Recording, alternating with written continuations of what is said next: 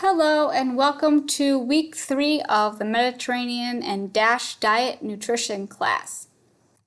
So this week we are going to just be talking about fruits and vegetables, which is a huge component of the Mediterranean diet. So what are some of the benefits of fruits and vegetables? Fiber is a large component found in fresh fruits and vegetables. This aids in digestion, helps with satiety levels, meaning how full you feel, and it also helps to prevent large fluctuations in blood sugar. So this is helpful for those that have diabetes or blood sugar issues. Fiber is a very important aspect to help reduce the large fluctuations in blood sugars. So how can fiber help with satiety? It actually slows digestion, meaning you feel fuller for longer. So when you eat a food that contains a lot of fiber, usually you feel fuller for a longer period of time than eating a meal that is lower in fiber.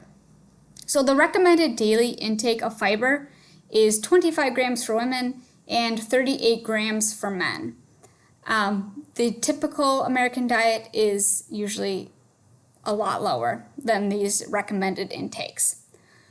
It is really important to increase your fluid intake when you increase your fiber intake.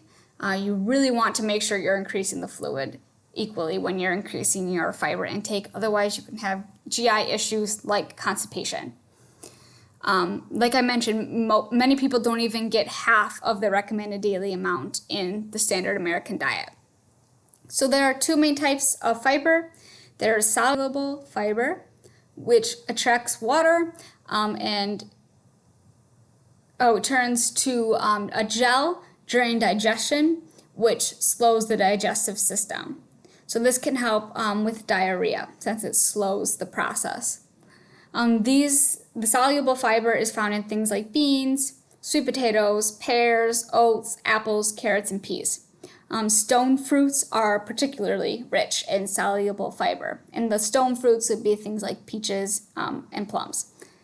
So insoluble fiber, this adds bulk to the stool, and it appears to help food pass more quickly through the digestive system. So this is beneficial for those with issues more prone to constipation. So this is found in wheat bran, beans, whole wheat flour, cauliflower, green beans, potatoes, and other types of foods. So different types of fiber do different actions. And again, you always want to increase your fluid intake when you're increasing your fiber. So more benefits of fruits and vegetables. Potassium, this is an important micronutrient especially the DASH diet, in the Mediterranean diet, because potassium intake can often help offset sodium intake.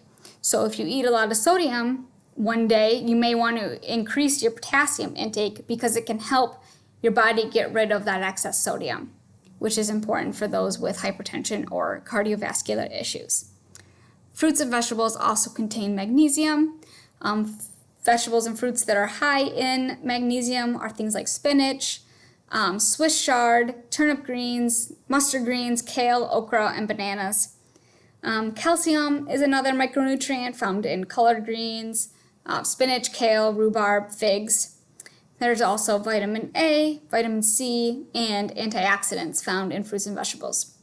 So in regards to antioxidants, different colored vegetables contain different antioxidants.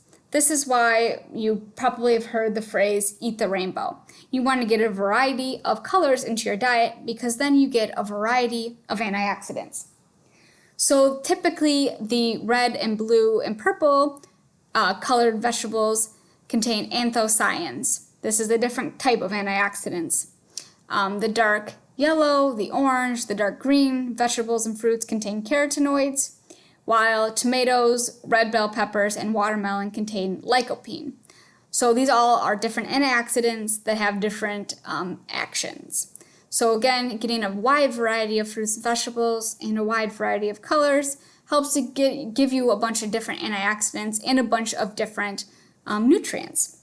This is not an exhaustive list of all the nutrients that are found in fruits and vegetables. There's plenty more. These are just some of the most common things. So what are the serving sizes for fruits and vegetables on the DASH diet or the Mediterranean diet? So the general recommendation for everybody, the general population, it is 5 servings of fruits and vegetables a day of each. So in the DASH diet, these servings are actually higher. So for fruits, you want 3 to 5 servings a day, and for vegetables, you want 4 to 5 servings a day. However, although we top both of these serving sizes at 5, it is perfectly okay if you go higher, especially for more vegetables in your day. You really don't need to limit your fruits and vegetables, especially vegetables. If you want to eat more, that's awesome. So what does one serving typically look like? Usually about a cup. For a fruit, it can be about 1 apple, 1 banana, 1 orange. With vegetables, it's a little easier to measure out a cup for the serving size. So what are the different cooking methods for fruits and vegetables? It pertains more to vegetables, but this can also be used for fruits. So there is blanching. This is the partial cooking of the food in boiling water for a brief period. This could be used for things like collard greens. If you're using them as a wrap instead of a tortilla, oftentimes you can blanch the greens and then they hold up better in a wrap. So this would be one use of blanching. So broiling or grilling, this is high heat used to cook vegetables on the grill or placed under a broiler in the oven, which caramelizes the food. Then there's roasting or baking. This is just cooked by the direct heat of the oven, and this just gives a breakdown of an average time of roasting and baking for different types of vegetables. The softer the vegetable, usually the quicker the amount of time to cook in the oven. There's also sautéing. This is a light browning of the vegetables in a small amount of fat or like an oil, usually enough just to coat the bottom of the pan at a moderately high temperature. Usually you don't want too much of the oil or the fat. That's more like deep frying when you have a lot of fat or oil. So boiling is cooking the vegetable fully submerged in water. This would be like on the stove top. Steaming, the vegetables are cooked in the steam with the vegetables suspended above the boiling water. So you could have boiling water on a pot and then a steaming basket, which you would set on top of the pot, and then you would place the vegetables in the steaming basket. They're not actually touching the water, but they are being cooked by the steam coming off of the boiling water. Then obviously there's the microwave, which is typically less recommended for cooking foods, more so for just reheating. And the recipe for this week is another thing that I eat a lot at my house. They are sweet potato fries. They quotations because they're not actually fried like typical fries. They are actually baked in the oven. Again, this is a very simple recipe. You just mainly need a sweet potato and then oil and some spices. So I hope you enjoy this week's recipe and the cooking demo.